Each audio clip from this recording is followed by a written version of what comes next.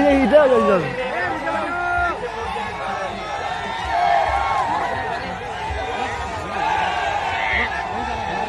जय जोहार दोस्तों, जय जोहार।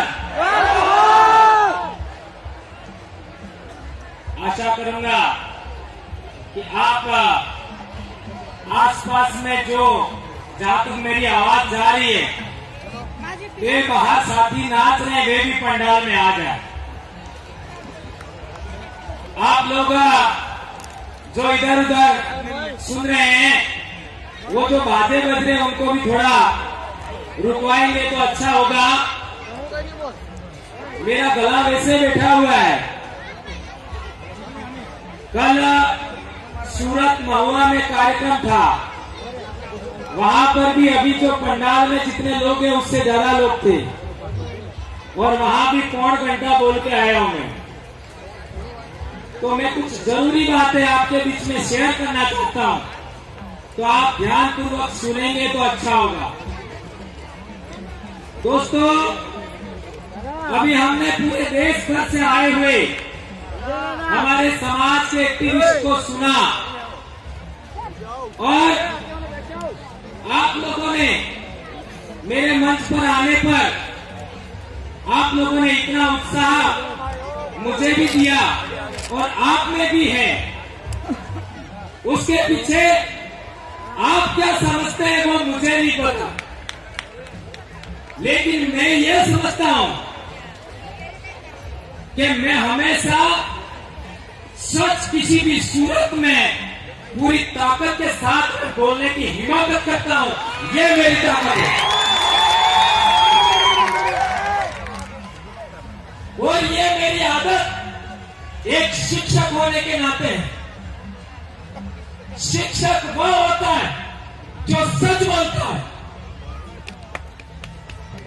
और यदि शिक्षक होने के नाते मैंने मेरे समाज की आवश्यकताओं, मेरे समाज की समस्याओं पर नहीं बोला तो मैं भी किसी काम का नहीं हूं। अभी हम लोगों ने बहुत सारी समस्याएं सुनी, तो हर बार चूंकि मैं बात बोलता हूं कि समस्या तो हम बार बार बोलते रहते हैं, समाधान क्या?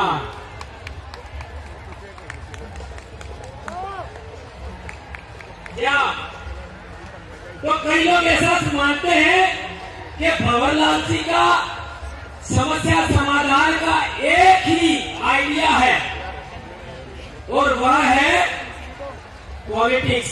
ऐसा कई लोग मानते हैं, लेकिन मैं उन लोगों को अधूरा मानता हूं।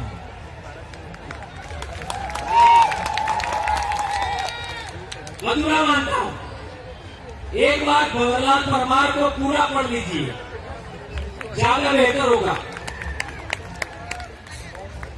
हम लोग हमारी वैचारिकी में बेशक इतिहास सबसे पहले है, लेकिन जो बातें हमने सुबह से यहां तक सुनी, ये सभी बातें यदि विधानमंडल में अर्थात विधानसभा और लोकसभा में हुई होती तो क्या हस्तक्षेप होता?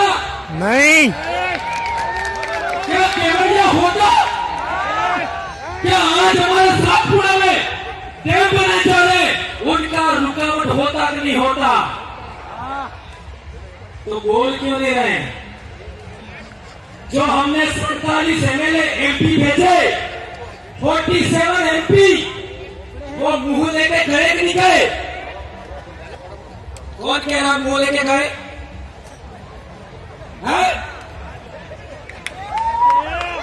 आपका जितने भी आप लोगों ने 47 एमपी भेजे, क्या लोग मुंह लेके गए क्या?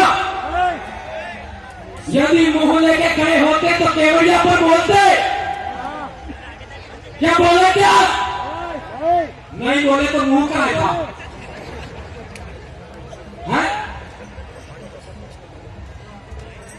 और हंसदेव पर कितने एमएलए बोले? 487 एमएलए पूरे देश में, 47 सांसद है। हंसदेव पर कौन बोला? नाम गिनाओ। कई लोगों को गुमान था कि हमारी राज्यपाल है वो भी हमारी सुनती है। तो मणिपुर का राज्यपाल कौन था? कौन था? आदिवासी। क्या बोली? कौन कह रहा कुछ नहीं बोली? बोली होती तो भी हिंसा रुक जाती। क्या सही कह रहा गलत कह रहा? सही है। मैं बहुत बड़ी समस्या आपके सामने रख रहा हूं। मैं किसी एमएलए का विरोधी नहीं हूं, किसी एमपी का विरोधी नहीं हूं, किसी राज्यपाल का विरोधी नहीं हूं। अभी आप देख लो, कई लोगों को तो शरीर के अंदर रोमांच पैदा हो रहा था, रोमांच कि हमारी राष्ट्रपति बन गई, हमारा बहुत कुछ आ जाएगा। कुछ हुआ क्या? नहीं हुआ। नहीं हुआ। तो क्या हम लोग इस झारखंड से 47 सांसद पहुंचा देंगे, 487 विधायक पहुंचा देंगे, तो क्या हमारी समस्या का समाधान होगा? आप होगा ऐसा कहते हो, लेकिन मैं ना कह रहा हूं। ओ भेजा भैया। नहीं होगा। क्यों नहीं होगा? ये बात समझनी है और ये बात नहीं समझी तो इतने सारे लोगों ने अभी तक बोला, उसका कोई मतलब नहीं है, कोई मतलब नहीं है। हमारे देश में हम राजनीतिक गुलाम हैं, यह है समस्या। हमारे देश में हम राजनीतिक गुलाम हैं और राजनीतिक गुलाम है तो राजनीतिक आजादी चाहिए। कौन कौन चाहता है राजनीतिक आजादी?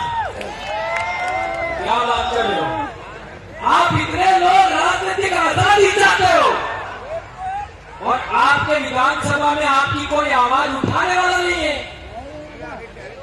तो समस्या क्या है?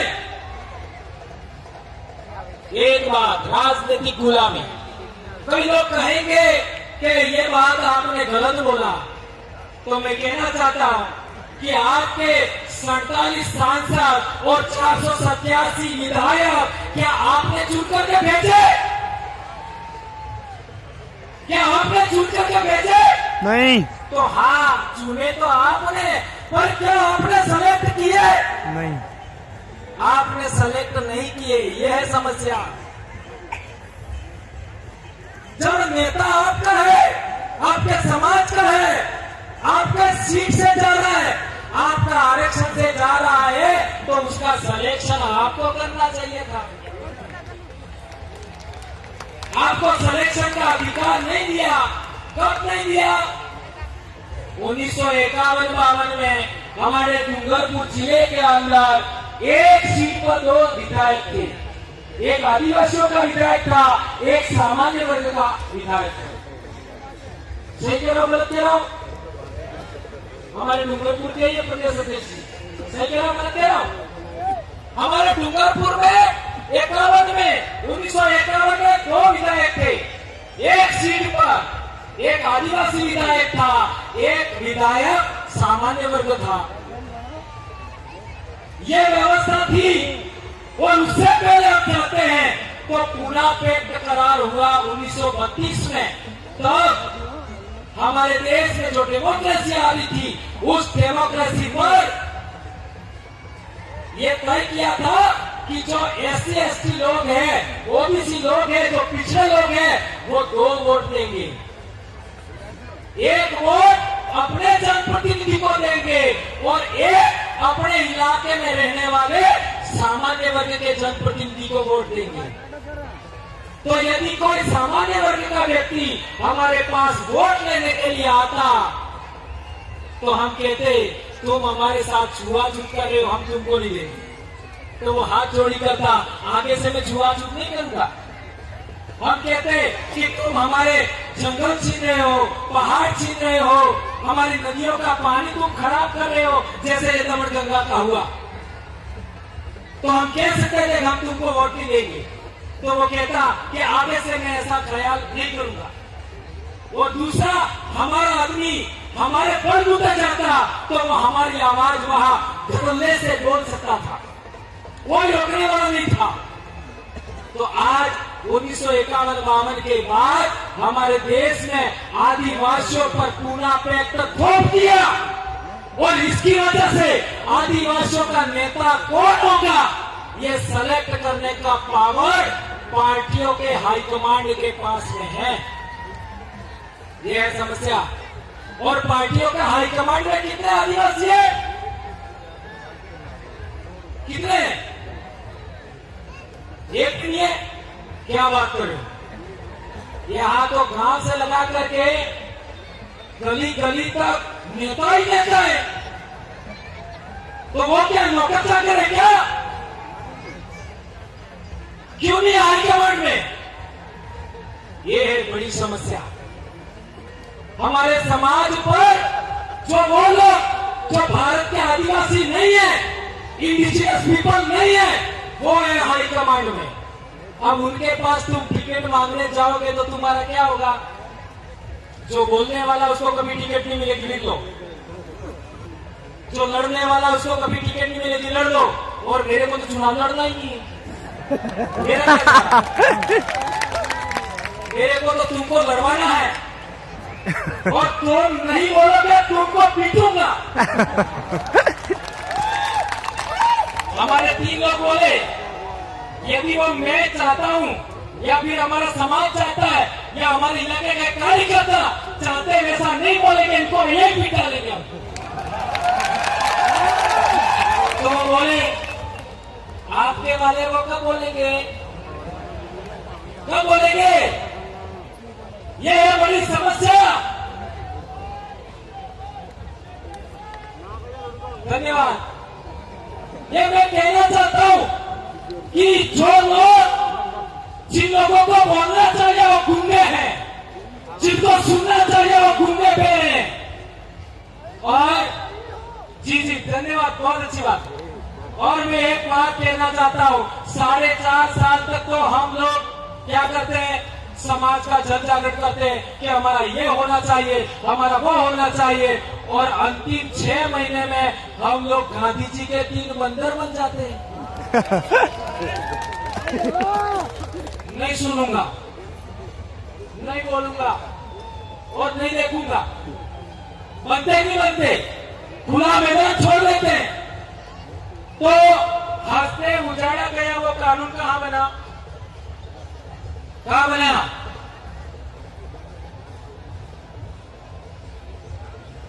संसद में बना। और संसद में तुम्हारी आवाज उठी नहीं रही है। ये केवड़िया में आपका नोटिफाइड एरिया बना, वो कानून कहां बना? गांधीनगर में। गांधीनगर में तुम्हारा बोलने वाला कोई है ही नहीं। तो जहां बोलना चाहिए वहां कोई नहीं है तुम्हारा। और यहां पर हम बड़ी बड़ी बातें कर रहे हैं। तो इस समस्या का समाधान करना या ना करना, 70 साल से हमें क्या करना चाहिए, क्या नहीं करना चाहिए, ये भ्रम ही दूर नहीं किया हमने। इसलिए समस्याएं बहुत सारी है, समाधान संभव है, लेकिन सही रास्ता तो चुने। सही रास्ता ही नहीं पकड़ा अभी तक। जब सही रास्ता नहीं पकड़ा तो समाधान कैसे होगा? कई लोग पहले मेरे को कहते थे कि भौजी को भी चुनाव लड़ना, इसलिए वो ऐसा बोलते। मेरे को हर बार बोलना पड़ता है मैं कभी नहीं लड़ूंगा। मैं एक शिक्षक हूं और शिक्षक का जो धर्म होता है वो शिक्षक करेगा। भारत देश के अंदर 47 विश्वविद्यालय थे भारत में। पूरी दुनिया के लोग पढ़ने के लिए आते थे। आज हालात क्या शिक्षा का? भारत देश में अंदर इकोनॉमी 37% थी ईस्वी के आसपास, आज 6-7 पर दौड़ रही है। हमारा हुक्मरान हमको मारने के लिए बैठा है और हम तलवे चढ़ते हैं ऊपर आके।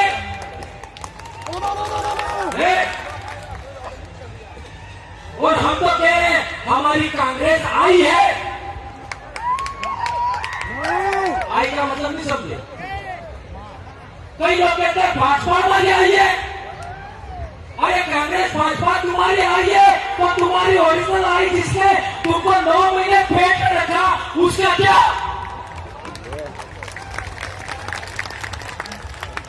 और मैं भंवरलाल परमार, मेरी माँ ने मेरे को पैदा किया तो मेरी माँ को भी किसी माँ ने पैदा किया, मेरी माँ की माँ को भी किसी ने पैदा किया। लाखों पीढ़ियों की माँओं को इस भारत भूमि ने पेट भरने के लिए अन्न दिया,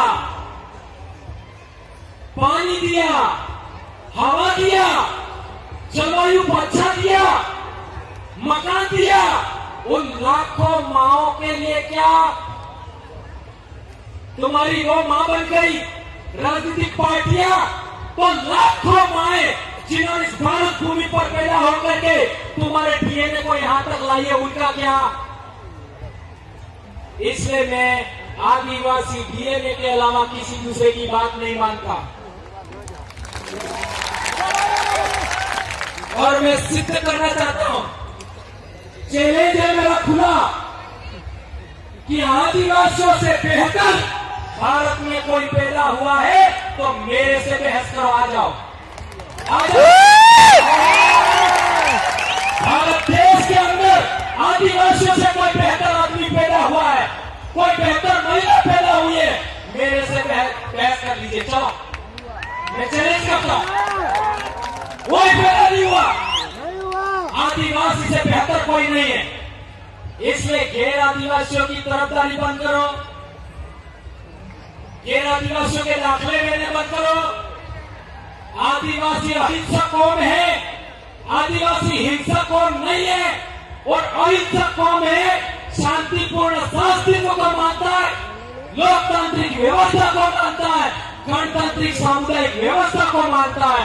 इसलिए रजवाड़े काल में समतल जमीन हमसे छीन गई, हम जंगल पहाड़ों में आना पड़ा।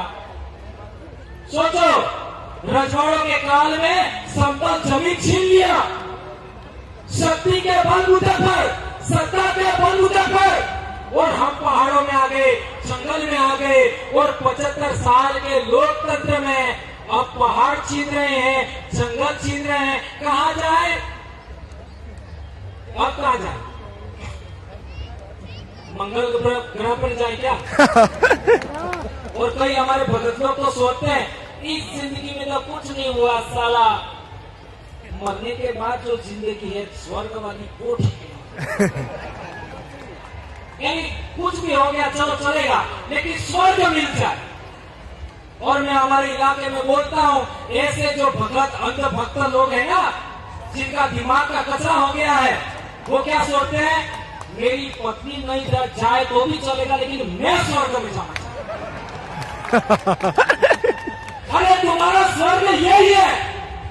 आदिवासियों को पानी बहता है उसको स्वर्ग लगता है, आदिवासियों को, आदिवासियों को जंगल स्वर्ग जैसा लगता है, आदिवासियों को पहाड़ स्वर्ग जैसा लगते हैं, और आदिवासियों के बीच में रह करके जो जिंदगी है वो कहीं पर भी नहीं है, कहीं पर भी नहीं।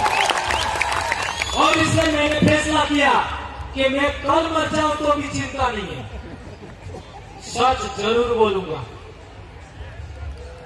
आज नौकरी छीन जाए कोई चिंता नहीं, सच जरूर बोलूंगा। अब मेरा सवाल है कि सोशल मीडिया के माध्यम से बाद में भी लोग सुनेंगे, आज आप भी सुन रहे हो और लोग दूसरे सुनेंगे, क्या एक ही प्रश्न वापस दोहरा रहा हूं, क्या हमारे अंदर से निकले हुए लोग जो अच्छा बोलना चाहते हैं, अच्छा जानकारी रखना जानते हैं, और हमारी कलेक्टिव वॉइस यानी आदिवासियों की कलेक्टिव वॉइस विधानसभा और लोकसभा में जानी चाहिए, जानी चाहिए, तो उसका हमारे पास क्या फार्मूला है, क्या फार्मूला है? हमने राजस्थान में एक मॉडल बनाया। क्या मॉडल बनाया? टॉप मॉडल नहीं, बाप बनाओ चाहे कितनी भी पार्टियां बना लो, उससे भी कोई फर्क नहीं पड़ेगा। बनाने वाला मैं ही हूँ, लेकिन ऐसा बोल